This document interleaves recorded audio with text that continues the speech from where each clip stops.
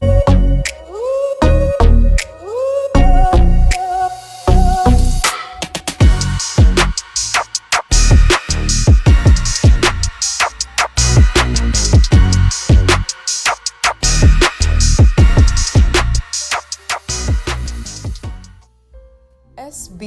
House of Fragrance. We deal in all types of fragrance, mists, lotions, creams, shower gels, face and body oil perfumes.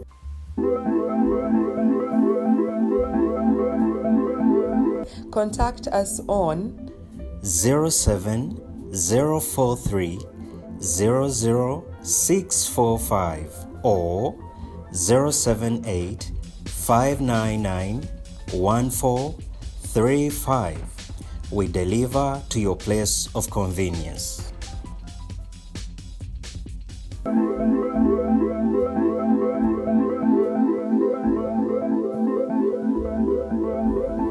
Kubanti mutulaba mwabale kubantu eva mucho ne mugamba nti olwa lero Kimso atuletedde ki ndimusanyuka kubanti ntambula namwe ebbanga lyonna ndimusanyuka kubanti ntambula n'emikono gyange from day one nakulwa lero nga bulijjo Naluchamus Jonathan Anthony okuva ali erubaga omusajja ono alina oluganda ku Kenny Luchamus the man era ng'oba oliawo kyekyamutumya Luchamus tuva mu kika kyeki bava mu kika kyekimu era nga musajja w'erubaga amenya n'eddoboozi ndi musajja bampita ntambi Kimso konkone wa katonguli nga babagulira ndi musajja emmegeto kuva ebusoga bugulumbya Mukamooli bampita ntambi Kimso the number one rich boy Amaksujo made in Uganda. Onakulai tugenda kutunulira obuseko obuyitidde mu music industry ya Uganda nga tusinza ku nnyimba ezafunirwa olunaku lwajjo oluyimba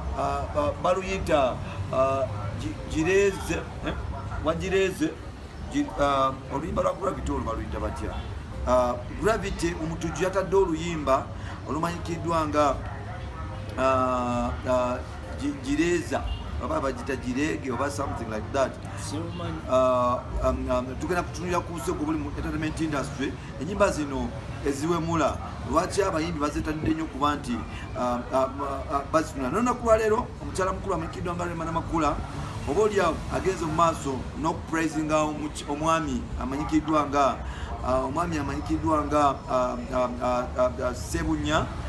Sebunya era nga amaze okuba nti ate akayimba ke akasoose omwaka guno sike kasoose ng'okudde ku kalikyata olwasooka waliwo akayimba ke yatadde akapya bakayita wandiisa ki of course kwenda kuba ntutunira Rema Namakula ne Gravity nakusaba omukulu Jonathan asooke abuze kuba tulaba then tusooke tubeere tweyongera mu maaso bonna bali ku Uganda Mukamooli tubabuuzaako mwebale kubaayo oba tolina subscribinga ate yongera okufollowinga videos ezo zibaba bataddeyo kuba nnyingi nnyo bingi nnyo bwe tuba twogera si gwe mulundi ogusoose okuba ku Uganda Mukamooli videos eddala nnyingi nnyo zetwakakola ne muganda wange ono Kimso so mweyongere okuwagira channel ate naffe tukule bagamba giregeze oluyimba lwa Gravity Omutujju giregeze mu luyimba luno abadde agamba nti togifunza nnyo jjukira luli ani alina ennene leero atadde giregeza tuliddeko etteeka lyayo sisi nga ligamba nti ennyimba za Gravity zirina okuba nti zisensalingibwa kubanga teziri comfortable na kuwulirizibwa abaana bato n'okuyita ku mikutu mu prime time. Gravity Omutujju n'obwemu obujjudde industry why Gravity atanye ennyimba eziwemula anti kakati Kimso kyetulina okufuna nti obuwemu nakyo kisinziira mwani akitwala kuba Gravity bwagamba nti ani alina ennene ampe kuyiye okitegeera kanate n'agamba empuuta kakati gwe kakati ate gwe n'omaliriza ng'ogamba ne Gravity ono ateeka kubanga yabadde agamba eno kakati ani aba omuwemu kuggwe naye oba okitegeera ekyo tulina okusooka okufuna nti omuyimbi oba omuntu yenna artist oba playwright omuwandiisi w'emizannyo oba omuwandiisi wa poem bino ebitontoni kitegeera kyasooka okufuna kiki ekigenda okukapukyalinga omuntu mayindi ye kigitwale mangu kati gravity waabeera wali ennyimba ezo lwakuba nti gravity ennyimba ezo ezibadde zijja gundi ono black skin ennaku ezo yaziwandiika kati black skin ng'omuwandiisi bw'atuula wali agamba kigambo ki ekigenda okujjayo wadde katono akakankanya kabeera katono naye nga ssebo kakusigala kakati gwa katono kiri kisinziira kiki kyokataddeko ate ebyo bibaddewo mu art kuva dda nti oli aleeta concept kati gwe kyonaateekawo naye abakimanyi nti ogenda kuteekawo ekyo ekigenda okukakukyalinga amangu kikwagazisa oluyimba ogamba ekisajja kino era obadde kyagala kugamba kino olwedde ekyo kitunda oluyimba mulutunda naye waabanga tawemudde okubawo kigambo nti kakati ndowooza banenye bawuliriza okuba obwongo bwabwe nga buwemufu nti oli wawulirira oluyimba agamba abadde kataawe mule naye aganye buganyo kijjayo kakati oli nayagala agambe nti bannaye naye omusajja waba tagambye ki ekyo lwaki omugambisa ekyo no like according to the song waliyo direction gye lutwala and of course n'abantu ba UCC oba oli awo n'abawuliriza si basiru okuba nti oba oli awo bavayo bakomplaininga ku nnyimba za gravity tunula ennyimba zonna balance the boat otunulira ennyimba zonna zatadde omwaka oguwedde ne guno waliyo direction gye lutwala olwaleero abawuliriza abatali basiru era be bajjuza ebivulu bye gravity omanyi ebamu ku bayimbi kati basinga okutimba kituufu naye nga kiki so tugambe nti abalina okuvunanyizibwa be basiru abakomplaininga ku nyimba ezo omanyi kuva dda abayimbi baba beekusifu mu ngeri gye bayimbamu ebintu byabwe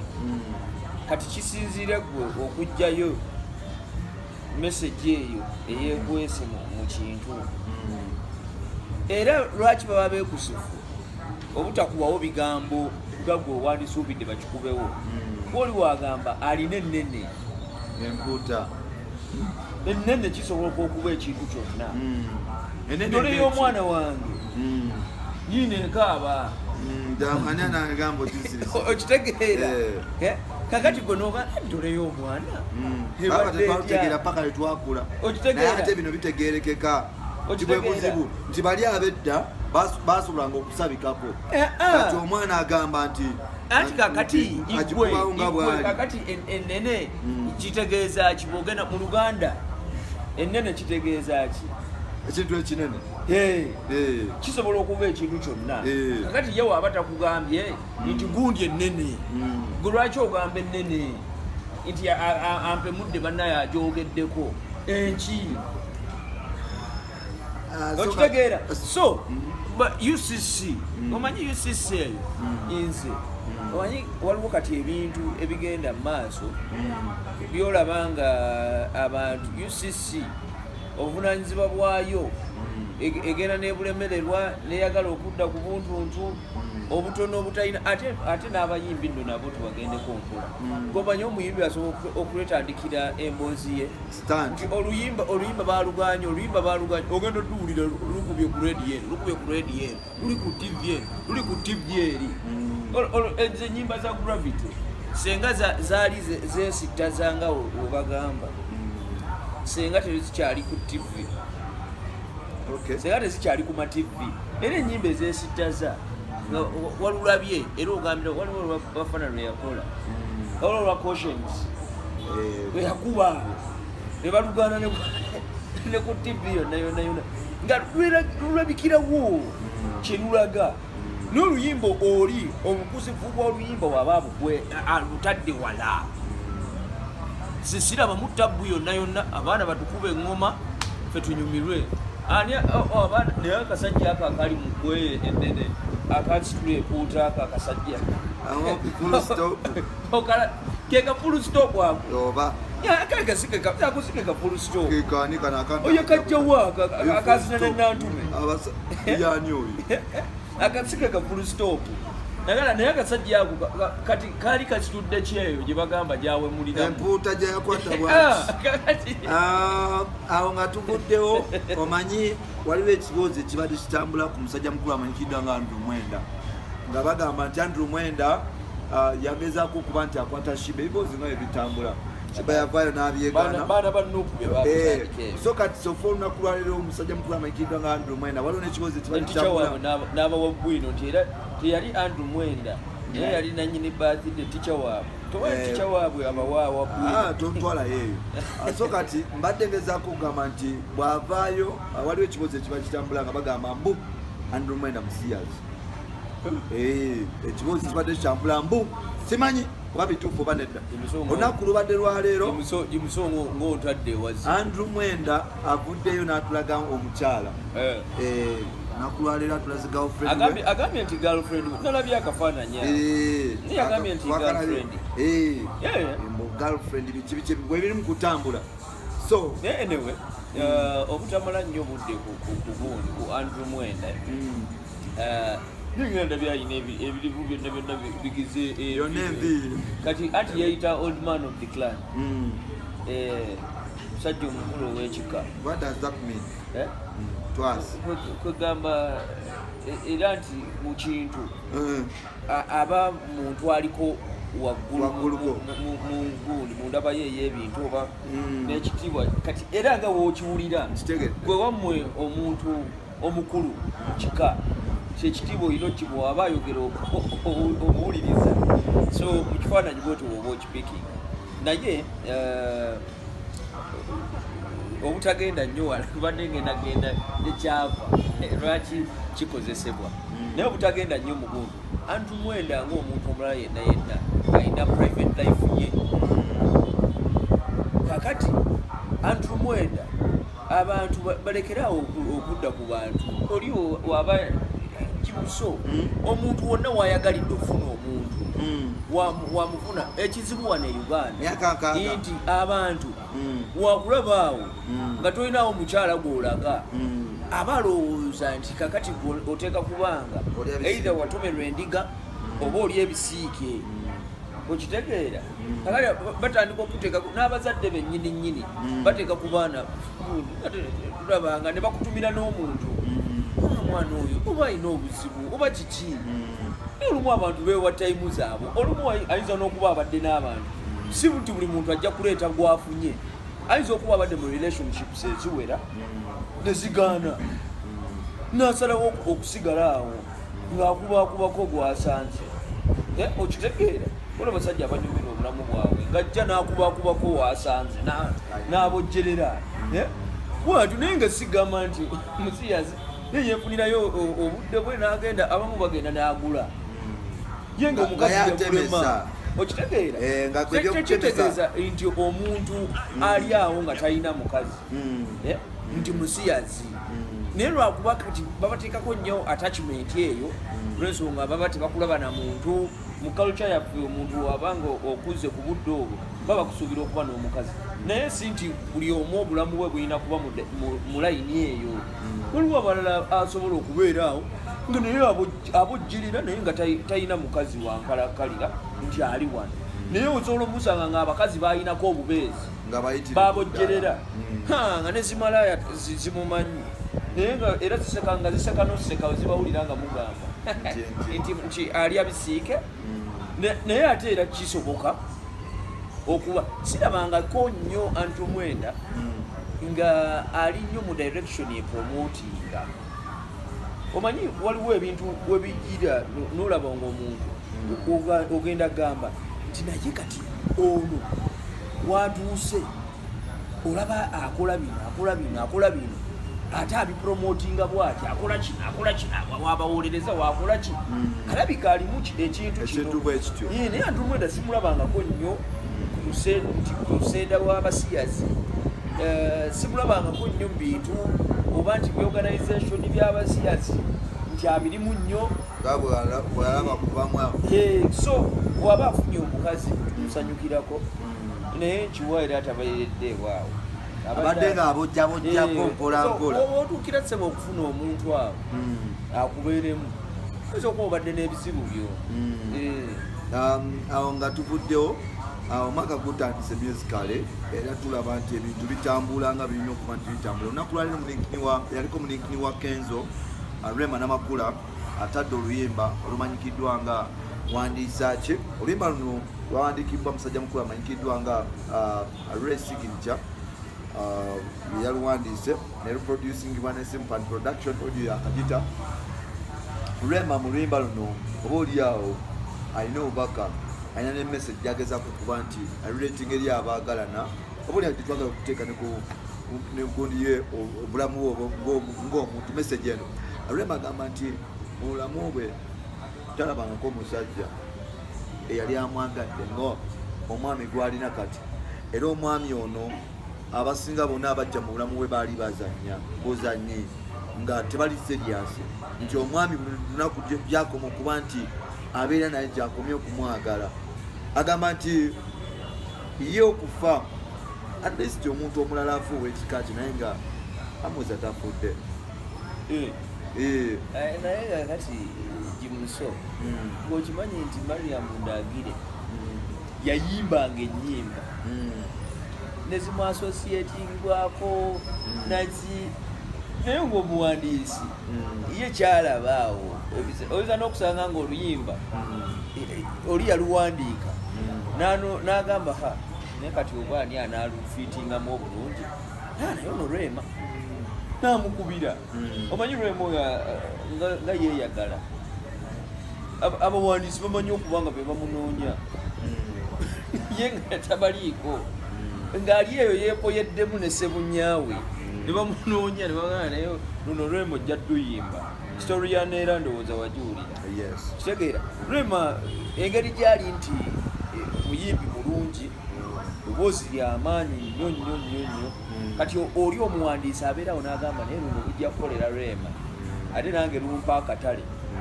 anti omunoonya omanya nti eddoboozi lyo liteeka ku luyimba lwo naye likukolera akatale kati najja n'abiyimba no nesaliri nti abiyimbira nnyo Sebunnya naki naye bw'ogenda mu context eyabunja eya relationship naki ndowooza nti Rema olaba engeri gye yeeyagalamu ne Sebunnya olaba ddala kye yali amiisinga mu Kenzo ariko omanyi omwana oyo Kenzo ekintu kye yali yakola ng'okuba ne Rema nga obeera kuzituwa eziwera ebweru eyo mukazi w'omuyimba igwe ogenze kuyimba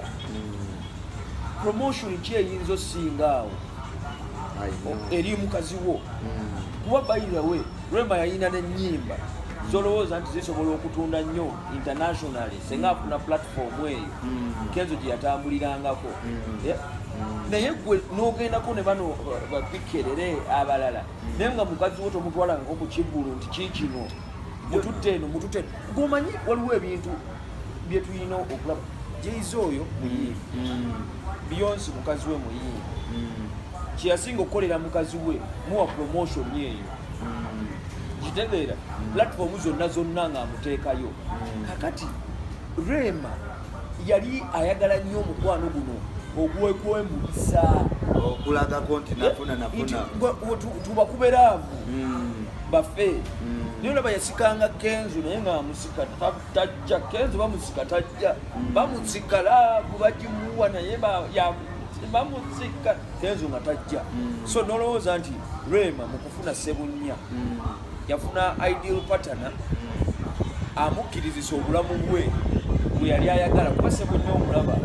kuba byakutume ne twekuyisemu obufaananyi wano famire biki nga agenda abekubisa tukole twekolemu ku bugundi wano biki nga agenda Sebunnya naye buno obulamu naye yali akola ki abwagala ebitagambika so olowooza nti Rema akayimba omuwandiisi naye resignature wali yabadde alabira ddala ebintu nti Rema ali ku bulamu bwe omanyi omuntu kati nga olaba Juliana okimanyi we yafuna owuma yali afuna omuntu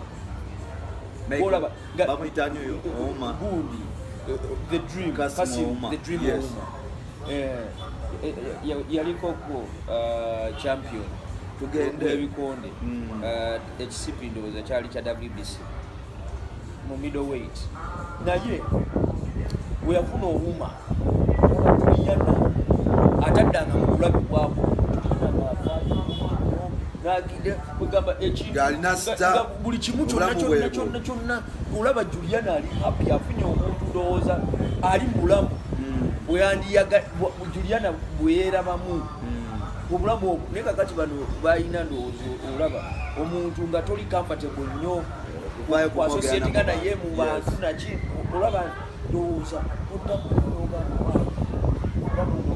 bwe nayagala siri bufuna kati kankisigaze wano ndowooza buno obulamu bwebankuumira ebintu byange bibenga byamunda nnyo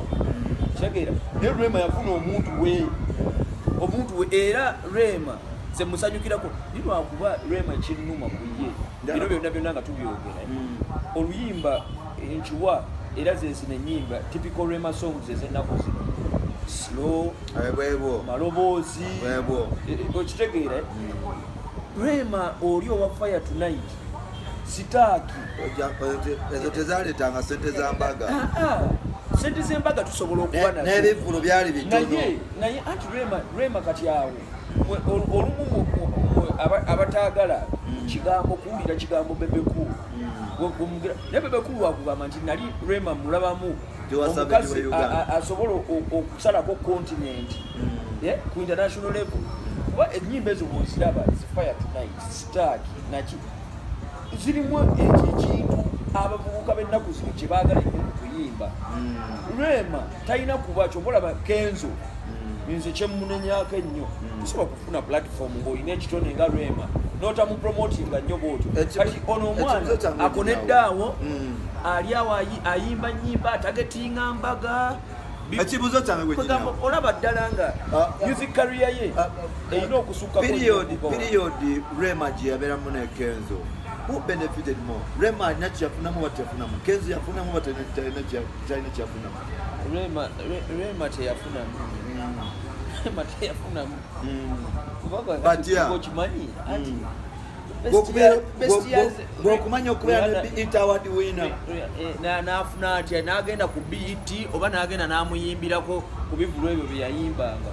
Kenzo yakola Rema ekintu kibi nnyo gwoba otya ku platform eyo ng'olina omwana eddoboozi erya Rema awo singa emufunirayo ne barayita eyo ab'amaanyi Nigeria wawawa yonna so okuba na mwana bwotyo n'otamupromotinga ng'ofuna platform ezo tugamba gwe best export naye nga olina mukazi wo wano ayimba okufa naye nga tosobola mupromotinga Rema yafiirwa nnyo obudde bwe ate okimanyi nti Kenzo yaguza ennyo mu ebyo ebintu ebyokuyimba embaga n'abanga alowoolezaawo ne Kayemba oyo Kayemba ati yasooka okuba nga amufunirafunira embaga bebekulu bagenda eno bebekulu yali ayagala nnyo Rema bagendagenda Rema nga taliiwo yagenda okulaba omwana atabuse bona yadduka buddusi nga ye yeddukira naye n'agenda naddala mu direction eyo n'olaba nga nga yeefulidde ddala omukazi bano ababuulirira obanyiguga Rema alinga senga kati kambuuze ababuulirira ebyobufumbo ku future ya Rema ng'alina Kenzo ne future ya Rema ng'alina Sebunya bulamu kyobusinga okutambula musically ku bulamu bwa Rema ku bonna musically kuleta bebe kickstart career and he did what he did ku bonna musically tebalina kyebagasa Rema musically okujjako Sebunya kyamugasaako nti amwongeramu ku life eno ey'obwa serebu okusigala awo ng'okolaki nga ofunamu bino mawulire branding kuba kati Rema gokimanyi abantu baba baagala era Rema walwawo okuteekayo ku ebyabasebunya naki abantu baba baagala bajje bamulabeko Rema ng'oludde tuwa ku bufaananyi ye bannaye nga mutukwese nnyo ebintu kati ebyo bimwongerayongeramu kugundi kuba ku kya Kenzo yali takola ki tabifuna kati ekyo branding mu kuyimba eno mu art kikwongerako somehow sebunya Rema okuba ne sebunya kimwongerako nti ne project wefuluma kati ng'eyo ey'oluyimba basobola n'abantu kugamba lwaki tatera kusebunya mu vidiyo kwegamba kicommunicatinga naye mu gundi eyo niko kimanyi bayimbanga Rema we yayimbanga Kenzo we yayimba Kenzo ate yafunamu nnyo ku side y'okubeera ne Rema nga bwayimba nice and lovely n'alukuba agamba yalukubidde Rema okitegeera ontwala mbirombiro nange okitegeera Kenzo ye wajjaawo n'agira n'ayita Rema jangu ku stage abantu nga bawulira essanyu ery'amaanyi naye musically slightly sebunnyo olowooza nti ayamba kuba Kenzo yandiyambye nnyo yo omuyimbi ate yamukolera ki okumususa wano kuba Rema ali ku levels ezimu bukyawe yakulumya kiziki taddangamu kutuwa buli kaseera Shiba adominatinga atya nga Rema waali Shiba ate almost Shiba ne Rema Rema inenjawulo nene because twaligamye mbu Shiba is talented but Rema is more talented and at the same time bona bakozesa barate because Shiba is vast artist nti I never rate a tapping up buli mojeje naye prowess y'eddoboozi Rema better kakota kusholi jona tuva tumaze emyaka enanga space dano boli ataina jobaita hit mu Uganda tufunira olunaku lwokuna space dana agenda kuta album yes naye omwana oyo ali gifted gwetebereza mu Rema ng'afunye barayita abali proper bamuwandiikira ennyimba kati nga missing you yayimba ne bebe oluzungu aluyimba bulungi nnyo comfortably oba omutadde mu kidansol akikuba oba omutadde mu bino bisoft abikuba kati adominating bwatya Shiba ddala olabira ddala nga omwana ali awo sleeping giant sajja agamba nti hard work sometimes beats talent anti kakati if the talent doesn't work hard oli yadda mu kyeyegomba ennyo nendoza bandisenye embaga no she's enjoying life neyegomba obulamu she's enjoying bad things ebyo birina okubeeramu bwasereera mbadde ngamba nti emyaka giwezena